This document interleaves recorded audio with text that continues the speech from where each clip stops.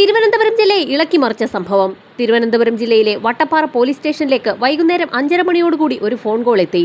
വിവരം കേട്ട ഉടൻ തന്നെ SI സംഘവും ഫോൺ വിളിച്ച വ്യക്തി പറഞ്ഞതിന്റെ അടിസ്ഥാനത്തിൽ വെമ്പായത്തുള്ള ഒരു വീടിന് സമീപത്തേക്ക് എത്തി. പോലീസ് സംഘം അവിടെ എത്തിയപ്പോഴേക്കും ആ പ്രദേശമാകെ ആളുകളെ കൊണ്ട് നിറഞ്ഞിരുന്നു.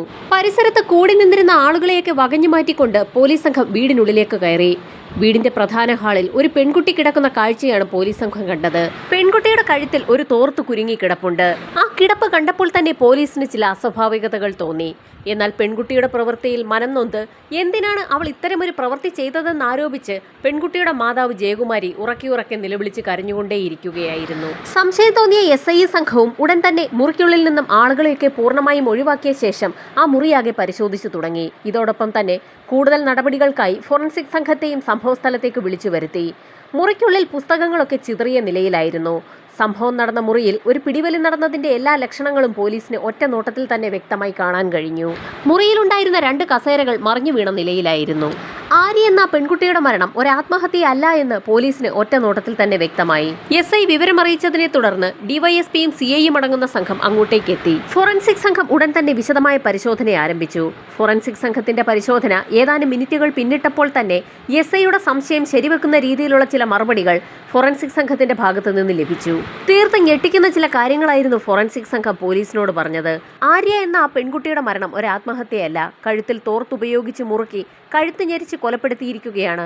അത് മാത്രവുമല്ല, പെൺകുട്ടി അതിക്രൂര പീഡനത്തിന് ഇരയായിട്ടുമുണ്ട്. പീഡനത്തിനിരയായാണ് ആര്യ കൊല്ലപ്പെട്ടതെന്നുള്ള ഫോറൻസിക് സംഘത്തിന്റെ റിപ്പോർട്ട് പോലീസിലേക്കും പോലീസിൽ നിന്ന് നാട്ടുകാരിലേക്കും പടർന്നു. പട്ടാപ്പകൽ തിരക്കേറിയ ഹൈവേക്ക് സമീപമുള്ള ഒരു വീട്ടിൽ ഇത്തരത്തിലൊരു കൃത്യം നടക്കുമോ എന്നുള്ളതായിരുന്നു നാട്ടുകാരുടെ സംശയം. പെട്ടെന്ന് തന്നെ വാർത്ത സെൻസേഷണലായി മാറുകയും ഗവൺമെന്റിന്റെ വിവിധ തലങ്ങളിൽ റിപ്പോർട്ട് ചെയ്യപ്പെടുകയും ചെയ്തു. DYSPയുടെ നേതൃത്വത്തിൽ അതിവേഗം തന്നെ പോലീസ് സംഘത്തെ വിവിധ ഗ്രൂപ്പുകളായി തിരിച്ചു. അന്വേഷണം അതിവേഗത്തിൽ നടത്തണമെന്ന് ഗവൺമെന്റിന്റെ ഭാഗത്തു നിന്നും പ്രത്യേക ഉത്തരവുകളും വന്നു. ഇൻക്വസ്റ്റ് നടപടികൾ പൂർത്തിയാക്കിയ മൃതദേഹം പോസ്റ്റ്മോർട്ടത്തിനായി മെഡിക്കൽ കോളേജിലേക്ക് ഷിഫ്റ്റ് ചെയ്തു. ഇതേ സമയം തന്നെ ഒരു സംഘം പോലീസുകാർ മരണപ്പെട്ട ആര്യയുടെ വീട്ടുകാരെയും ബന്ധുക്കളെയും നാട്ടുകാരെയും ഒക്കെ ചോദ്യം ചെയ്യാൻ തുടങ്ങി. ആര്യയുടെ മാതാപിതാക്കൾക്ക് തങ്ങളുടെ മകളുടെ മരണം എങ്ങനെ സംഭവിച്ചു എന്നതിനെക്കുറിച്ച് ഒരു വ്യക്തതയും ഉണ്ടായിരുന്നില്ല. ആര്യയുടെ മാതാവ് ജയകുമാരി ജോലി സ്ഥലത്ത് നിന്നും ജോലിയൊക്കെ പൂർത്തിയാക്കി വൈകുന്നേരം 5:30 മണിയോടുകൂടിയാണ് വീട്ടിലേക്ക് എത്തിയത്. ഈ സമയത്ത് വാതിലിൽ തട്ടിയിട്ടും മകൾ വാതിൽ തുറക്കാത്തതിനെ തുടർന്ന് വാതിലിൽ ചെറിയതായി ഒന്ന് തള്ളി നോക്കിയപ്പോഴാണ് അത് അകത്തുനിന്ന് കുറ്റിയിട്ടിട്ടില്ല എന്ന് വ്യക്തമായത്. വാതിൽ തുറന്ന് അകത്തേക്ക് കയറിയ ജയകുമാരി കാണുന്നത് തന്റെ മകൾ മരണപ്പെട്ട് കിടക്കുന്ന കാഴ്ചയാണ്. തൊട്ട് അയൽപ്പക്കത്തെ വീടുകളിലുള്ളവരും ജോലിക്ക് പോയിരുന്നതിനാൽ ജയകുമാരിയുടെ വീട്ടിൽ ഇത്രയും വലിയൊരു സംഭവം നടന്നത് ആരും അറിഞ്ഞതുമില്ല. തൊട്ടടുത്ത ദിവസം തന്നെ പോസ്റ്റ്മോർട്ടം റിപ്പോർട്ട് എത്തി. ഫോറൻസിക് സംഘം പോലീസിനോട് പറഞ്ഞ കാര്യങ്ങൾ അക്ഷരം പ്രതി സത്യമാണെന്ന് തെളിയുന്ന ഒരു റിപ്പോർട്ടായിരുന്നു പുറത്തു വന്നത്. ആ പെൺകുട്ടി അതിക്രൂര പീഡനത്തിന് ഇരയായിട്ടുണ്ട്. ആര്യയുടെ മാതാപിതാക്കളെ ചോദ്യം ചെയ്യുന്നതിനിടയിൽ ആര്യയുടെ കഴുത്തിൽ 1.5 പവന്റെ ഏലസോട് കൂടിയ ഒരു മാലയുണ്ടായിരുന്നു എന്നും അത് മിസ്സിംഗ് ആണെന്നുമുള്ള കാര്യം മാതാവ് പോലീസിനോട് മൊഴി നൽകി. പോലീസ് കിട്ടുന്ന ഇൻഫർമേഷനൊക്കെ കളക്ട് ചെയ്ത് അതുമായി ബന്ധിപ്പിച്ചുള്ള അന്വേഷണം നടത്തുന്നതിനിടയിൽ വട്ടപ്പാറ വെഞ്ഞാറമൂട് ഭാഗത്തുള്ള നിരവധി പേരെ ചോദ്യം ചെയ്യുന്നതിനിടയിൽ 1-2 പേർ ചില കാര്യങ്ങൾ പോലീസിനോട് പറഞ്ഞു. സംഭവം നടന്ന പകൽ ആ വീടിന് സമീപത്ത് ഒരു ഓട്ടോ കണ്ടതായാണ് ചില ആളുകളൊക്കെ പോലീസിന് മൊഴി നൽകിയത്. എന്നാൽ വണ്ടി നമ്പറോ വാഹന ഉടമയോ തിരിച്ചറിയാൻ ആർക്കും കഴിയാത്ത സാഹചര്യത്തിൽ ആ ഇൻഫർമേഷൻ വെച്ച് പോലീസിന് അന്വേഷണം മുൻപോട്ട് കൊണ്ടുപോകാൻ കഴിഞ്ഞില്ല. പോലീസ് അന്വേഷണം ആകെ വഴിമുട്ടി നിൽക്കുന്ന സമയത്തായിരുന്നു ഒരു പെൺകുട്ടി പോലീസ് സ്റ്റേഷനിലെത്തി ചില നിർണായക വിവരങ്ങൾ പങ്കുവച്ചത്. ആര്യയുടെ സുഹൃത്തു കൂടിയായ വിദ്യ എന്ന പെൺകുട്ടിയായിരുന്നു അത്. ഏതാനും ദിവസങ്ങൾക്ക് മുൻപ് ഒരു സംഭവം ഉണ്ടായി. വിദ്യ സ്കൂളിലേക്ക് പോകുന്ന വഴി ആര്യ എന്ന പെൺകുട്ടി ഒരു ഓട്ടോ തള്ളുന്ന കാഴ്ചയായിരുന്നു വിദ്യ കണ്ടത്.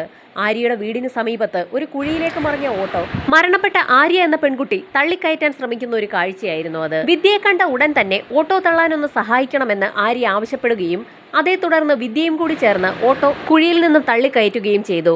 അതിനുശേഷം ഡ്രൈവർ ഓട്ടോയുമായി പോയി.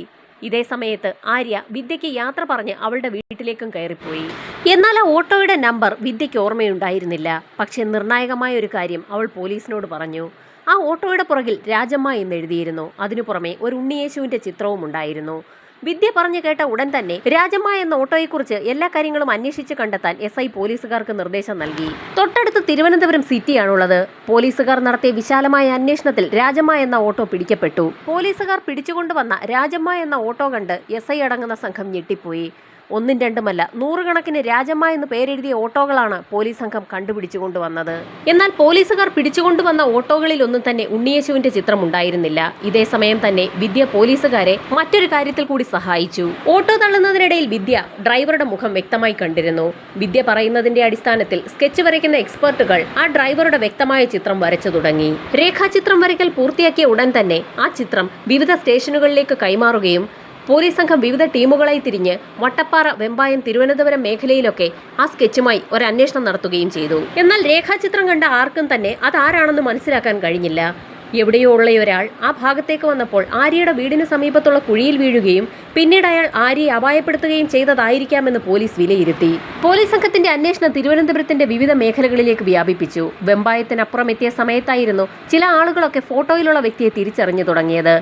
ആ പ്രദേശത്ത് തന്നെ താമസിക്കുന്ന ഒരു സ്ത്രീയുടെ സഹോദരനായ രാജേഷ് എന്ന വ്യക്തിയാണെന്നും അയാൾ ആ നാട്ടുകാരനല്ല എന്നും ഇടയ്ക്കിടയ്ക്ക് സഹോദരിയെ കാണുന്നതിനായി ഓട്ടോയുമായി ഈ പ്രദേശത്തേക്കൊക്കെ വരാറുണ്ടെന്നും ചില ആളുകൾ പോലീസിന് മൊഴി നൽകി. നാട്ടുകാരുടെ മൊഴിയുടെ അടിസ്ഥാനത്തിൽ പോലീസ് സംഘം ആ സ്ത്രീയെ കണ്ടെത്തുകയും അവരുടെ സഹോദരൻ രാജേഷിനെ കുറിച്ച് അന്വേഷിക്കുകയും ചെയ്തു. സംഭവം നടന്ന ദിവസം രാജേഷ് അവരുടെ വീട്ടിൽ വന്നിട്ടുണ്ടായിരുന്നു എന്നും അയാൾ കാട്ടാക്കടയിലാണ് താമസിക്കുന്നതെന്നും അയാൾക്കൊരു ഓട്ടോ ഉണ്ടെന്നുമൊക്കെ ആ സഹോദരി പോലീസിന് വ്യക്തമായി മൊഴി നൽകി. പോലീസിന്റെ നിർദ്ദേശപ്രകാരം പോലീസുകാർ വീട്ടിലുണ്ടെന്ന് അറിയിക്കാതെ തന്നെ ആ സഹോദരി രാജേഷിനെ തന്റെ വീട്ടിലേക്ക് വിളിച്ചു വരുത്തി. കാര്യമൊന്നും അറിയാതെ രാജേഷ് കാട്ടാക്കടയിൽ നിന്നും വെമ്പായത്തുള്ള സഹോദരിയെ കാണാനെത്തി. അവിടെ ഒളിച്ചു നിന്നിരുന്ന പോലീസ് രാജേഷിനെ കൈയോടെ തന്നെ പിടികൂടി. പക്ഷെ തനിക്കൊന്നും അറിയില്ല എന്ന് അയാൾ ആവർത്തിച്ചു പറഞ്ഞു. രാജേഷിനെ പോലീസ് സംഘം നേരെ പോലീസ് ക്ലബ്ബിൽ കൊണ്ടുപോയി ചോദ്യം ചെയ്യൽ ആരംഭിച്ചു. സഹോദരിയുടെ വീട്ടിൽ നിന്ന് പോകുന്ന വഴി ആര്യ എന്ന പെൺകുട്ടിയുടെ വീടിന് സമീപത്തുള്ള കുഴിയിൽ ഓട്ടോ മറിഞ്ഞതും ആ സമയത്ത് 2 പെൺകുട്ടികൾ കൂടി തന്നെ സഹായിച്ചതും അവിടെ നിന്ന് താൻ ഓട്ടോയുമായി പോയി എന്നും അയാൾ വ്യക്തമായി തന്നെ പോലീസിനോട് പറഞ്ഞു. ഇത് കേട്ടതും പോലീസ് വീണ്ടും പെട്ടതുപോലെയായി. രാജേഷ് പെൺകുട്ടിയെ ഉപദ്രവിച്ചു എന്ന തരത്തിൽ യാതൊരു വിധത്തിലുള്ള തെളിവുകളും പോലീസിന്റെ പക്കൽ ഉണ്ടായിരുന്നില്ല. ഈ സമയത്തായിരുന്നു പോലീസിനെ തേടി ഒരു നിർണായക വിവരം എത്തിയത്. മരണപ്പെട്ട ആര്യയുടെ ശരീരത്തിൽ നിന്ന് ഫോറൻസിക് സംഘം കളക്ട് ചെയ്ത സെമനും പോലീസ് കസ്റ്റഡിയിലിരിക്കുന്ന രാജേഷിന്റെ ബോഡിയിൽ നിന്ന് കളക്ട് ചെയ്ത സെമനും തമ്മിൽ DNA പരിശോധനയിൽ മാച്ച് ചെയ്യുന്നുവെന്ന് കണ്ടെത്തിയിരിക്കുകയാണ്. രാജേഷിനെ കസ്റ്റഡിയിലെടുത്ത സമയത്ത് തന്നെ പോലീസ് സംഘം DNA പരിശോധനയുടെ ഭാഗമായി ബോഡിയിൽ നിന്ന് സെമൻ കളക്ട് ചെയ്തിരുന്നു. ആര്യയെ കൊലപ്പെടുത്തിയിരിക്കുന്നത് ഓട്ടോ ഡ്രൈവറായ രാജേഷ് തന്നെയെന്ന് സംശയാതീതമായി തെളിയിക്കപ്പെട്ടെങ്കിലും പ്രതി രാജേഷ് തന്നെയെന്ന് ഉറപ്പിക്കുന്ന സാക്ഷിമൊഴികളൊന്നും തന്നെ പോലീസിന് ലഭിച്ചിരുന്നില്ല. ഈ സമയത്തായിരുന്നു അന്വേഷണം നടത്തുന്നതിനായി നിയോഗിച്ച പോലീസ് സംഘം ചില വിവരങ്ങളൊക്കെ SIക്ക് കൈമാറുന്നത്. വട്ടപ്പാറ ഇംഗ്ലീഷ് മീഡിയം സ്കൂളിൽ പഠിക്കുന്ന പ്രണവ് എന്നൊരു കുട്ടി സംഭവം നടക്കുന്ന സമയത്ത് ആ ഭാഗത്തുകൂടി നടന്നു പോയിരുന്നു. ഈ സമയത്ത് ആര്യയുടെ വീട്ടിൽ നിന്നും ഉറക്കെയുള്ള നിലവിളി ശബ്ദം കേട്ടിരുന്നു എന്ന് അവൻ പല ആളുകളോടും പറഞ്ഞിട്ടുള്ളതായി പോലീസിന് വിവരം ലഭിച്ചിരിക്കുകയാണ്. എന്നാൽ പോലീസ് സംഘം പ്രണവിന്റെ വീട്ടിൽ അന്വേഷണത്തിനായി എത്തിയപ്പോൾ ആ കുട്ടി എല്ലാ കാര്യങ്ങളും നിഷേധിക്കുകയാണ്. അത് മാത്രവുമല്ല, കോടതിയിലേക്ക് വരാൻ തങ്ങൾ തയ്യാറല്ല എന്ന് പ്രണവിന്റെ മാതാപിതാക്കൾ പോലീസിനോട് പറയുകയും ചെയ്തു. കോടതിയിൽ വളരെ നിർണായകമായേക്കാവുന്ന പ്രണവിന്റെ മൊഴി പോലീസിന് അത്യാവശ്യമായതിനാൽ തന്നെ രാഷ്ട്രീയ പാർട്ടികളുടെയും മറ്റ് നേതാക്കന്മാരുടെയും ഉന്നത ഉദ്യോഗസ്ഥരുടെയും നിർദ്ദേശങ്ങൾക്ക് വഴങ്ങി പ്രണവും കുടുംബവും കോടതിയിലെത്താമെന്ന് പോലീസിനെ അറിയിച്ചു. പോലീസ് സംഘം അതിവേഗം തന്നെ അന്വേഷണം പൂർത്തിയാക്കി 90 ദിവസത്തിനകം തന്നെ കുറ്റപത്രം കോടതിയിൽ സമർപ്പിച്ചു. പല കേസുകളുടെയും വാദവിസ്താരങ്ങൾ കോടതിയിൽ നടക്കുകയായിരുന്നു. ഈ സമയത്തായിരുന്നു തനിക്കൊന്ന് ബാത്റൂമിൽ പോകണമെന്ന് രാജേഷ് തനിക്കൊപ്പമുണ്ടായിരുന്ന പോലീസുകാരനോട് ആവശ്യപ്പെട്ടത്. രാജേഷുമായി പോലീസുകാർ ബാത്റൂമിന് സമീപത്തേക്ക് എത്തുകയും രാജേഷിനെ അകത്തേക്ക് കയറ്റി പുറത്ത് കാവൽ നിൽക്കുകയും ചെയ്തു. 5 മിനിറ്റ് കഴിഞ്ഞിട്ടും രാജേഷിനെ പുറത്തേക്ക് കാണാത്ത സാഹചര്യത്തിൽ അല്പം കൂടി വെയിറ്റ് ചെയ്ത ശേഷം പോലീസ് സംഘം ബാത്റൂമിന്റെ വാതിൽ ബലമായി തള്ളി തുറന്നു. വാതിൽ തുറന്ന പോലീസുകാരാകട്ടെ അക്ഷരാർത്ഥത്തിൽ ഞെട്ടിപ്പോയി. ബാത്റൂമിനകത്തേക്ക് കയറിയ രാജേഷ് അപ്രത്യക്ഷനായിരിക്കുകയാണ്. കോടതിയിൽ വിചാരണ ആരംഭിക്കാൻ തുടങ്ങുന്ന സമയത്താണ് പ്രതി പോലീസ് കസ്റ്റഡിയിൽ നിന്ന് ചാടിപ്പോയിരിക്കുന്നത്. ഉടൻ തന്നെ വാർത്ത സെൻസേഷണലായി. പോലീസ് സംഘം വിവിധ ഗ്രൂപ്പുകളായി തിരിഞ്ഞ് കോടതി പരിസരമാകെ അരിച്ചു പറക്കി. സമീപത്ത് നിർത്തിയിട്ടിരുന്ന വാഹനങ്ങൾ ഓരോന്നും അരിച്ചു പറക്കിയെങ്കിലും രാജേഷിനെ അവിടെയെങ്ങും കണ്ടെത്താൻ കഴിഞ്ഞില്ല. സമീപത്തുണ്ടായിരുന്ന സ്റ്റേഷനുകളിൽ നിന്ന് വരെ പോലീസ് സംഘം അന്വേഷണത്തിനിറങ്ങി. അങ്ങനെ ഒരു ദിവസത്തെ തിരച്ചിലിനൊടുവിൽ കോടതി പരിസരത്ത് നിന്നും 30 കിലോമീറ്റർ അപ്പുറത്തുള്ള അഞ്ചുതെങ്ങ് ഭാഗത്തുള്ള ഒരു കള്ളുഷാപ്പിൽ നിന്നും പോലീസ് സംഘം രാജേഷിനെ കൈയോടെ പിടികൂടി. കോടതി വളപ്പിൽ നിന്നും രാജേഷ് എങ്ങനെ അഞ്ചുതെങ്ങ് ഭാഗത്തുള്ള കള്ളുഷാപ്പിൽ എത്തി എന്നുള്ള ചോദ്യത്തിന് ആർക്കും മറുപടിയില്ല. എങ്ങനെയൊക്കെയോ ആരുടെയൊക്കെയോ വാഹനങ്ങളിൽ കയറിയിറങ്ങി രാജേഷ് അഞ്ചുതെങ്ങിൽ എത്തുകയായിരുന്നു. ആ സംഭവത്തോടുകൂടി രാജേഷിന് കനത്ത പോലീസ് കാവൽ ഏർപ്പെടുത്തി. 65ഓളം വരുന്ന സാക്ഷിമൊഴികളായിരുന്നു പോലീസ് സംഘം കോടതിക്ക് മുൻപായി ഹാജരാക്കിയത്. വിചാരണ ആരംഭിച്ച സമയത്ത് അതിൽ 35 പേർ കോടതിയിൽ ഹാജരാവുകയും രാജേഷിനെതിരായുള്ള തങ്ങളുടെ മൊഴികളിൽ ഉറച്ചു നിൽക്കുകയും ചെയ്തു. സാക്ഷികളുടെ കൂട്ടത്തിലുണ്ടായിരുന്നവരിൽ 2 പേർ രാജേഷിന്റെ ഭാര്യമാരായിരുന്നു. അവർ 2 പേരും രാജേഷിന്റെ ഓട്ടോ തിരിച്ചറിഞ്ഞു. അത് മാത്രവുമല്ല, സംഭവ സമയത്ത് ആദ്യമായി പോലീസിന് രാജേഷിനെ കുറിച്ച് മൊഴി മൊഴി നൽകിയ വിദ്യയും കോടതിയിൽ തന്റെ മൊഴിയിൽ തന്നെ ഉറച്ചുനിന്നു. ഇതോടൊപ്പം തന്നെ രാജേഷിന്റെ രേഖാചിത്രം കണ്ട മുഴുവൻ ആളുകളും അത് രാജേഷ് തന്നെയാണെന്ന് തിരിച്ചറിയുകയും ചെയ്തു. സംഭവം നടന്ന ദിവസം ആര്യ തന്റെ വീട്ടിലിരുന്ന് പഠിക്കുകയായിരുന്നു. ഈ സമയത്തായിരുന്നു വീടിന് മുൻപിൽ ഒരു കുഴിയിൽ ഓട്ടോ വീണ ശബ്ദം അവൾ കേട്ടത്. ഓട്ടോ ഡ്രൈവർ പണിപ്പെട്ട് തന്റെ ഓട്ടോ തള്ളി നീക്കുന്നത് കണ്ടപ്പോൾ ആര്യയും ആ ഡ്രൈവറെ സഹായിക്കാൻ തീരുമാനിച്ചു. അങ്ങനെ ആര്യയും കൂടി ചേർന്ന് ഓട്ടോ തള്ളിയിട്ടും ഓട്ടോ നീങ്ങുന്നില്ല എന്ന് മനസ്സിലാക്കിയ സമയത്തായിരുന്നു ആ റോഡിലൂടെ കടന്നുപോയ വിദ്യയെ സഹായത്തിനായി ആര്യ വിളിക്കുന്നത്. ആ പെൺകുട്ടികൾ സംസാരിക്കുന്നതൊക്കെ രാജേഷ് കേൾക്കുന്നുണ്ടായിരുന്നു. അങ്ങനെയാണ് പെൺകുട്ടികൾ സംസാരിക്കുന്നതിനിടയിൽ ആര്യ തന്റെ വീട്ടിൽ ഒറ്റയ്ക്കാണെന്നുള്ള വിവരം പറഞ്ഞത് രാജേഷിന്റെ ശ്രദ്ധയിൽപ്പെട്ടത്. മൂവരും ചേർന്ന് ഓട്ടോ കുഴിയിൽ നിന്ന് തള്ളി കരയിലേക്ക് കയറ്റിയ ശേഷം വിദ്യ അവളുടെ വീട്ടിലേക്കും ആര്യ തന്റെ വീട്ടിലേക്കും കയറിപ്പോയി. ആര്യ വീട്ടിലേക്ക് കയറിപ്പോകുന്നത് നോക്കിക്കൊണ്ട് രാജേഷ് വഴിയിൽ തന്നെ നിൽക്കുന്നുണ്ടായിരുന്നു. ആ പരിസരത്തൊന്നും ആരുമില്ല എന്ന് മനസ്സിലാക്കിയ രാജേഷ് ആര്യയുടെ വീടിന് സമീപത്തെത്തുകയും വാതിലിൽ തട്ടി വിളിക്കുകയും ചെയ്തു. മുറിക്കുള്ളിൽ പഠിച്ചുകൊണ്ടിരിക്കുകയായിരുന്ന ആര്യ ജനാല തുറന്ന് പുറത്തേക്ക് നോക്കിയ സമയത്ത് രാജേഷ് വെളിയിൽ നിൽക്കുന്ന കാഴ്ച കണ്ടു. ഓട്ടോ കുഴിയിൽ വീണതിന്റെ ഭാഗമായി എന്തോ ചെറിയ തകരാർ സംഭവിച്ചെന്നും സ്ക്രൂ ഡ്രൈവർ ഉണ്ടെങ്കിൽ തരണമെന്നും രാജേഷ് ആവശ്യപ്പെടുകയായിരുന്നു. അത് കേട്ട ഉടൻ തന്നെ വീട്ടിനുള്ളിലൊക്കെ ഒന്ന് പരതി നോക്കിയ ശേഷം സ്ക്രൂ ഡ്രൈവർ കണ്ടുപിടിച്ച ആര്യ അതുമായി എത്തി വാതിൽ തുറന്നു. ആര്യ വാതിൽ തുറന്ന ആ നിമിഷത്തിൽ തന്നെ ഒട്ടും പ്രതീക്ഷിക്കാതെ വീടിനുള്ളിലേക്ക് രാജേഷ് ഇരച്ചു കയറുകയും ആ പെൺകുട്ടിക്ക് എന്തെങ്കിലും ചെയ്യാൻ കഴിയും മുൻപ് തന്നെ അവളുടെ വാ പൊത്തുകയും അവളെ കീഴ്പ്പെടുത്തുകയും ചെയ്തു. അതിക്രൂര പീഡനത്തിനിരയായ ആര്യ തന്നെ തിരിച്ചറിയുമെന്ന് ഉറപ്പുള്ളതുകൊണ്ട് തന്നെ പോലീസ് പിടിയിലാകാൻ സാധ്യതയുണ്ടെന്ന് മനസ്സിലാക്കിയ രാജേഷ് അവിടെ നിന്ന് തന്നെ ഒരു തോർത്ത് കണ്ടെത്തുകയും ആ തോർത്തുപയോഗിച്ച് ആര്യയുടെ കഴുത്ത് വരിഞ്ഞു മുറുക്കി അവളെ കൊലപ്പെടുത്തുകയും ചെയ്തു. കൊലപാതകം നടത്തിയ ശേഷം ആര്യയുടെ കഴുത്തിലുണ്ടായിരുന്ന ഏലസോടുകൂടിയ 1.5 പവന്റെ മാല രാജേഷ് അഴിച്ചെടുത്തു. അതിനുശേഷം ആര്യമറിയാതെ വാതിൽ തുറന്ന് പുറത്തിറങ്ങുകയും തന്റെ ഓട്ടോയിൽ അവിടെ നിന്ന് കടന്നു കളയുകയും ചെയ്തു.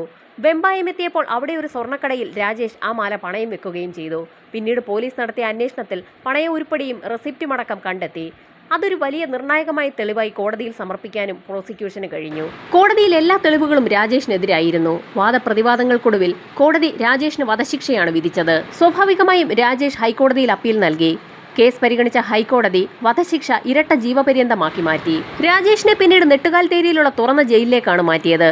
ആ ജയിലിൽ കഴിയുന്നതിനിടയിലായിരുന്നു ഏതാനും നാളുകൾക്ക് മുൻപ് രാജേഷ് ഒരു കൂട്ടുപ്രതിയെയും കൂട്ടി ജയിൽ ചാടുന്നത്. വീണ്ടും പോലീസ് സംഘത്തിന് വെല്ലുവിളി ഉയർത്തി രാജേഷ് അപ്രത്യക്ഷനായിരിക്കുകയാണ്. കേരളത്തിൽ അങ്ങോളം ഇങ്ങോളം വലവിരിച്ച് വിശാലമായ അന്വേഷണം നടത്തിയിട്ടും പോലീസ് സംഘത്തിന് രാജേഷിനെ കണ്ടുകിട്ടിയില്ല. അങ്ങനെ പോലീസ് അന്വേഷണം ആകെ കുഴഞ്ഞുമറിഞ്ഞു കിടക്കുന്ന അവസ്ഥയിലായിരുന്നു മൂകാംബികയിൽ ദർശനം നടത്താൻ പോയ ചില ആളുകൾ അവിടെ വെച്ച് ആൾക്കൂട്ടത്തിനിടയിൽ രാജേഷിനെ കണ്ടതായി പോലീസിന് റിപ്പോർട്ട് ചെയ്യുന്നത്. ജയിൽ ചാട്ടത്തിന്റെ സമയത്തും അതിനു മുൻപും രാജേഷിന്റെ ചിത്രങ്ങൾ നിരവധി തവണയാണ് സോഷ്യൽ മീഡിയ വഴി പോലീസ് സംഘം പ്രചരിപ്പിച്ചത്. അതിന്റെയൊക്കെ ഭാഗമായി ആൾക്കൂട്ടത്തിനിടയിൽ വെച്ച് കണ്ടിട്ട് പോലും ചില ആളുകൾ രാജേഷിനെ തിരിച്ചറിയുകയായിരുന്നു. രാജേഷിനെ കണ്ടു എന്ന് തിരുവനന്തപുരം സ്റ്റേഷനിൽ വിവരമെത്തിയതിനെ തുടർന്ന് ഒരു സംഘം പോലീസുകാർ മൂകാംബികയിലേക്ക് പുറപ്പെട്ടു. മൂകാംബികയിൽ വിശദമായി തിരച്ചിൽ നടത്തിയ പോലീസ് സംഘം പിന്നീട് ഉടുപ്പിയിൽ നിന്നായിരുന്നു രാജേഷിനെ കസ്റ്റഡിയിലെടുക്കുന്നത്. കസ്റ്റഡിയിലെടുത്ത രാജേഷിനെ പോലീസ് സംഘം വീണ്ടും നെട്ടുകാൽത്തേരിയിലെ തുറന്ന ജയിലിലേക്ക് കൊണ്ടുവന്നിരിക്കുകയാണ്.